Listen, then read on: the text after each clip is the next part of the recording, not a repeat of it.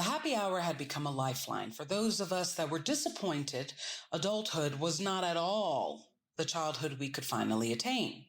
For our circle of friends filled with daddy issues and even some mommy ones, our misconception of adulthood had stemmed from a sweet, sincere belief that when we became adults, we would finally have dominion over ourselves. We could eat, play, and work in whatever we wanted. There were no more rules or voices telling us no. The cruel reality was that our time of the most yes, aka our childhood, never happened. And our grapplings with feelings of breathlessness and burnout seemed to healthily blossom at the happy hour. Our entire lives had been molded and reshaped to please the toxic adults that we called guardians, guides, parents, old friends, or even exes. Now that we were adults, we were disappointed because nobody was trying to please us, including ourselves. For instance, Yali, a certified nurse and makeshift dietitian, had us all drinking low-calorie cocktails like gin and tonics with a splash of cranberry. She was vigilant that our engorging of libations did not induce a deadly hangover. For her and I, it was our mutual inside joke that no one knows how to diet better than a plus-size queen. Both of us spending our entire lives figuring out how to eat, or rather eat less, so the world would stop calling us ugly when we thought ourselves beautiful. Once again, childhood trauma remained unresolved in adulthood and finding its subtle way into our sacred happy hour. Usually happy hours share the same cast of faces and the common guest stars. It runs on a sitcom concept, which is why at least once you will hear a table of happy hour friends sincerely discuss starting a podcast. They're not wrong. Some of the wisest, funniest people you will ever know. You will oddly not meet, because if they are truly that funny and wise, then they know they have to be selective. Not everybody deserves to have your presence or take up your space, and happy hour friends feel like the special selection. People as mutually disappointed with how they are not doing better and determined to figure out how and why.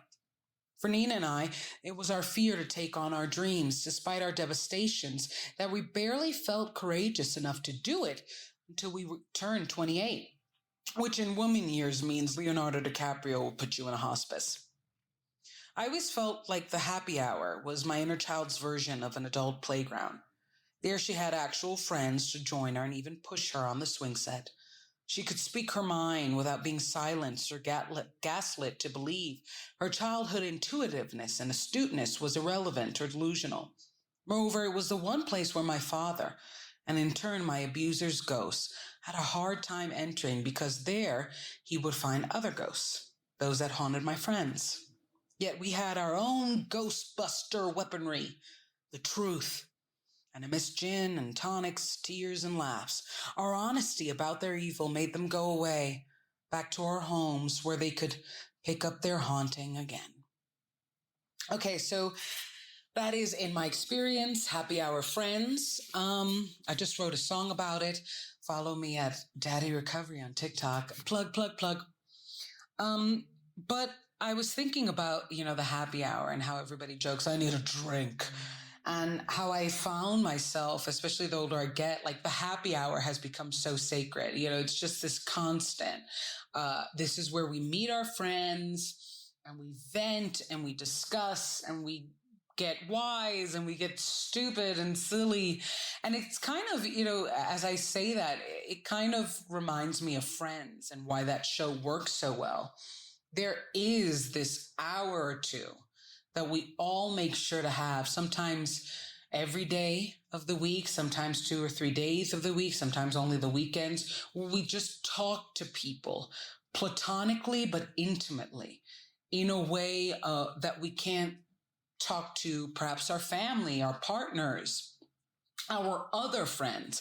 And that's what I call happy hour friends. Just there's something about a good cocktail and people that are as lost but trying as much as you are, meeting up and sharing a joke, a story, and some good advice. And I wrote the song last night, and you could hear it on TikTok, and I'll probably post it on my YouTube.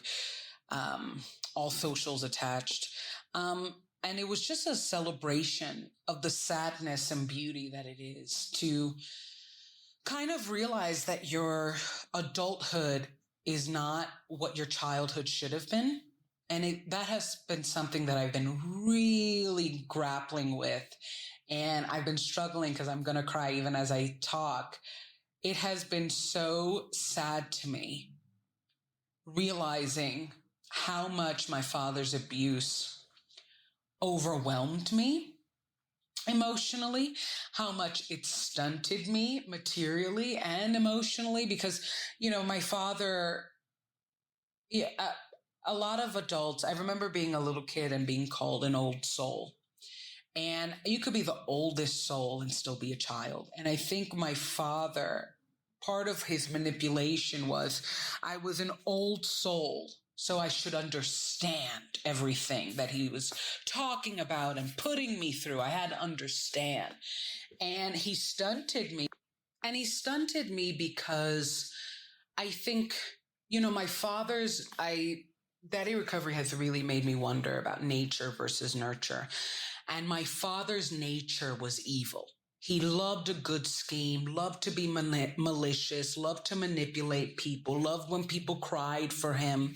He fed off of being pitied and people apologizing to him, even after he did atrocious things. I remember one time I apologized to him for calling him a sperm donor. He literally put me in student debt.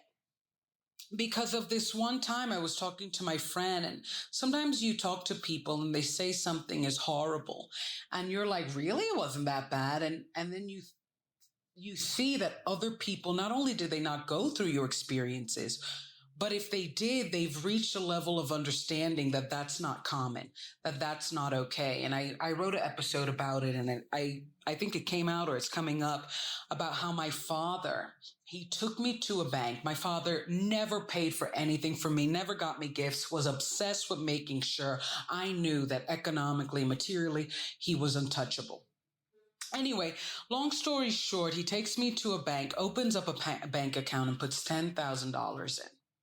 And he, at the time, he was like 6 years sober. I was going for a master's program, very young and straight to the master's, feeling really lit. But I had no clue how I was going to pay for it because I was running on scholarships and master's programs. It's very rare you will get a full ride. And he said, I'm going to pay for the rest. And my master's program was abroad. It was in Austria. Again, bougie. And he puts $10,000 in. I land in Austria and I go to take out money so I could start budgeting and allotting, because your girl loves a budget. I maybe have bougie wealth habits, but I love a budget. And so I could, start allotting and start understanding, how much groceries will cost.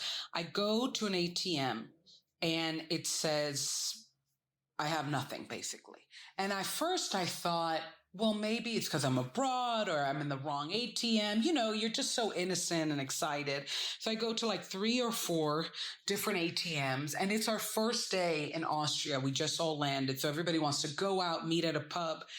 And my father, all of the ATMs, all the different banks accounts say, I have nothing. And I go to email my father saying something's wrong with the card. Can you figure it out on your end? And he blocked me. And he took out all the money. And my mother finally, later in that day, got a hold of him and he said, I don't know why your daughter thought I was going to pay for school. She must have been delusional, because he would always say your daughter when he got caught. And my mother cried and I cried, and once again we would get through. And that wasn't even the final straw. And I told that story to my friend, obviously more detailed than you will see on Daddy Recovery. And she was like, that is so cruel, because that's where I had to get student loans and everything. And my father, his whole life, would only talk about student loans and how a burden it was. He hated debt. He loved to steal, but he hated debt. And he put me in a position, in perspective, that he knew he hated. He put me in a position he knew I would hate, and he did it scheming.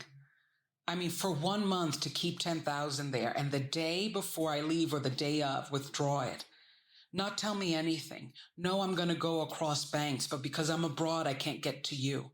Block your email. These are plots. And I think that's what is was so crazy about my father's abusiveness and why he's an abuser.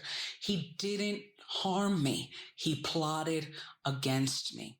And abusers like to paint their choices as this kind of, subconscious thing.